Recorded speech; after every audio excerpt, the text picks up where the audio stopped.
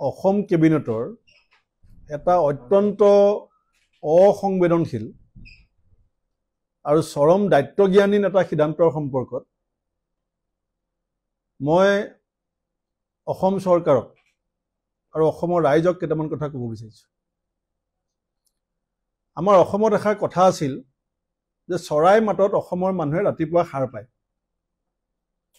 কিন্তু আমাৰ মূৰৰ ওপৰেদি এনেকুৱা দশক পাৰ হৈ গৈছিলে যে আমি মাছ নিশাও বন্দুকৰ গুলিৰ শব্দত অসমৰ মানুহে সাৰ পাইছিল।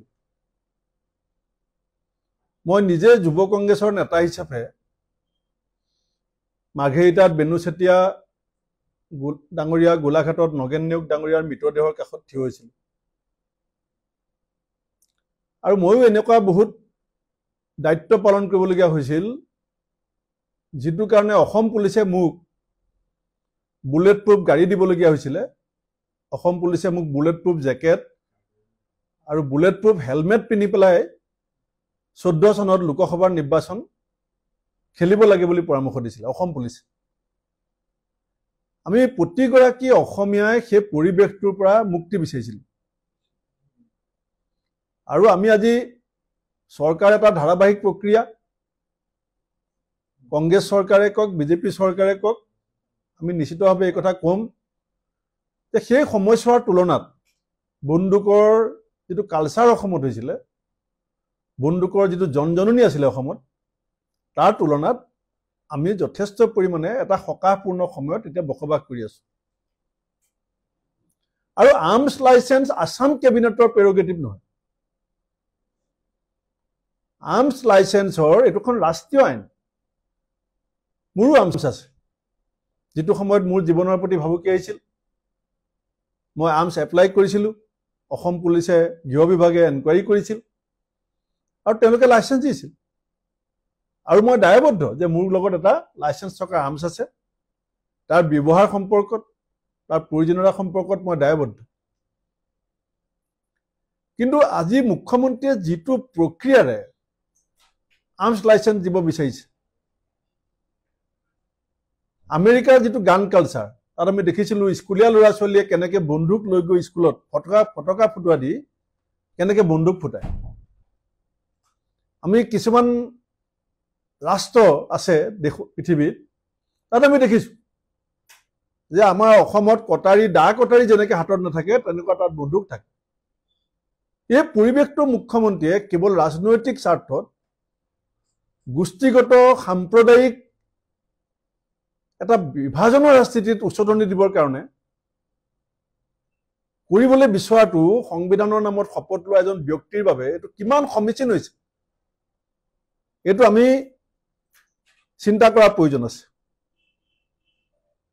তাৰমানে মুখ্যমন্ত্ৰী ডাঙৰীয়াই ক'ব বিচাৰিছে নেকি যে ল এণ্ড অৰ্ডাৰ নিয়ন্ত্ৰণত অসম পুলিচৰ ক্ষমতা নাই?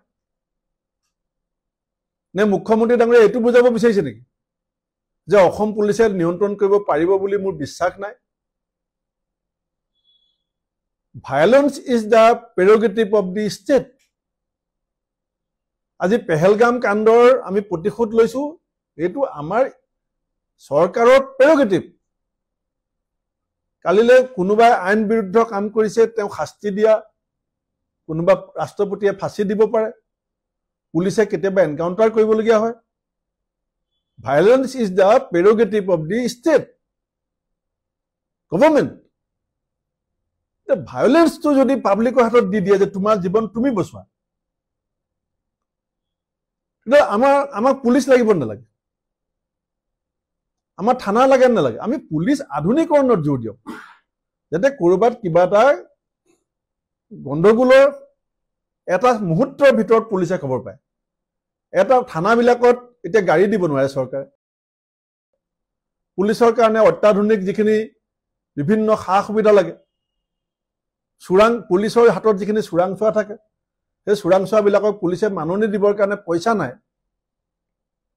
ক'ত লাগিব লাগে মানুহজন আৰু ক'ত লাগি আছে মুখ্যমন্ত্ৰীজন? সেইকাৰণে মই এইটো অত্যন্ত আচৰিত পাইছোঁ যে মুখ্যমন্ত্ৰীয়ে নাজানিব পাৰে, কাৰণ তেওঁ এজন পলিটিচিয়ান। কিন্তু অসমৰ মুখ্য সচিবে কি কৰি আছে? মুখ্য সচিবেতো জানে যে আৰ্মছ লাইচেন্সৰ এইটো নেশ্যনেল এক্ট, এখন ৰাষ্ট্ৰীয় আইন, হোম ছেক্ৰেটাৰী হোম কমিশ্যনাৰে জানে। এতিয়া অসমৰ মুখ্য সচিব, অসমৰ গৃহ সচিব, গৃহ আয়ুক্ত, এওঁলোক কি মুখ্যমন্ত্ৰীৰ মতে চলিব নে আইনৰ মতে চলিব? এইটো অত্যন্ত এটা সংবেদনশীল বিষয়। কালিলে ধৰক এজন গাঁৱৰ মানুহে এটা বন্দুক লৈ গ'ল, তেওঁ এজন মানুহে প্ৰস্তাৱ দিলে যে আজি 2 ঘণ্টাৰ কাৰণে মোক বন্দুকটো দিয়ক, আপোনাক মই 10,000 টকা দিম। তেওঁ যদি ভাবিলে যে মই 2 ঘণ্টাত যদি বন্দুকটো ইহঁতৰ দি দিয়াৰ কাৰণে 10,000 টকা পাই যাওঁ, অসম কোনফালে যাব? অসম কোনফালে যাব?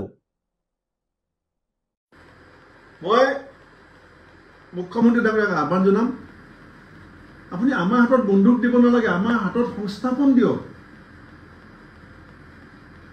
আমি কোনো আপোনাৰ পৰা বন্দুক বিচৰা নাই, কোনো মানুহে আপোনাক কোৱা নাই। বন্দুক যাক লাগে তেওঁ আইনগত বিধিগতভাৱে এপ্লাই কৰিব। য'ত এপ্লাই কৰিব লাগে প্ৰচিডিউৰ আছে, ডিপাৰ্টমেণ্টৰ ৰুল আছে, ৰুল বুক আছে, এপ্লাই কৰিব। অসমৰ বহুতৰ হাতত ব্যক্তিগত বন্দুক আছে, লাইচেন্স আছে, এতিয়াও বহুতে বিচাৰি আছে।